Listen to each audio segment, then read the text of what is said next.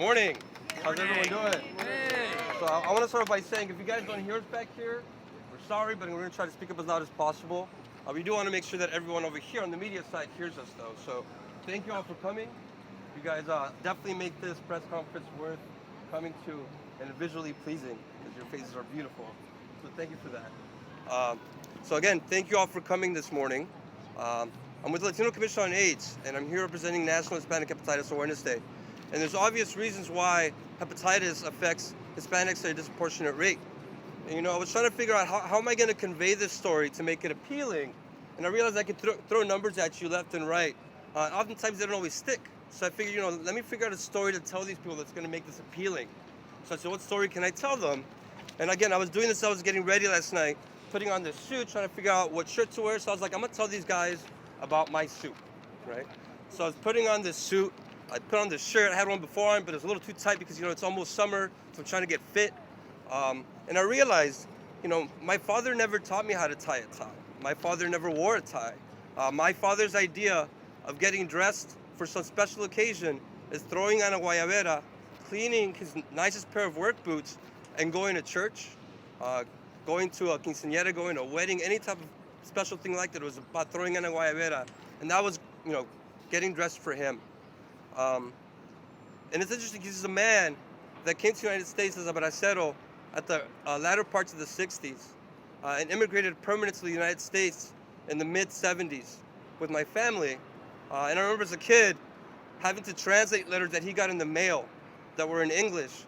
And it didn't even matter if they came in Spanish because my own father didn't know how to read or write, English or Spanish.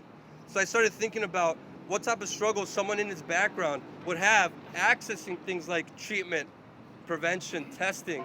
These amount of barriers are ridiculous for anyone to go through, especially those populations that are both being impacted by things like hepatitis. So it's not uncommon for me to hear that it's sad, but it's not surprising to hear that Latinos are dying at a rate twice that of whites when it comes to hepatitis. It's not alarming, but it still saddens me to hear that Hispanics, even though it's treatable, are progressing to late stages of hepatitis at a faster rate than any other population. So I mind you to think about these things. When it comes to addressing health disparities, it isn't about solely attacking the issue. It's about considering the environments and conditions these populations come from and attacking those issues, because those are the things that are going to influence change.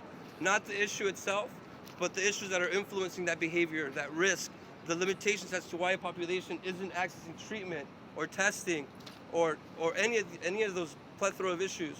So again, I welcome you for coming. And with that said, I want to welcome my colleague and friend Aracelis to speak on behalf of treatment and the Latino community. Thank you, Tony. Good morning, everybody. My name is Aracelis. I will be speaking in Spanish this morning because it's easier for me. Okay, buenos días a todos. Mi nombre es Araceli, trabajo para la Comisión Latina sobre el SIDA. Para mí es un placer estar en la mañana de hoy hablando de un tema tan importante como lo es la hepatitis. ¿Saben por qué? Porque yo he vivido con hepatitis por los últimos 28 años. Pero me llena de orgullo hablar de este tema hoy porque como latina es necesario que nosotros paremos la estigma. Cuando hablamos de hepatitis tenemos que pensar en tres cosas. Primero, que esto es totalmente prevenible. ¿Cómo se puede prevenir? Bueno, tenemos que educarnos. Segundo, si no sabemos nuestro estatus de hepatitis, pues hay pruebas que son totalmente gratuitas y el mismo día podemos saber los resultados.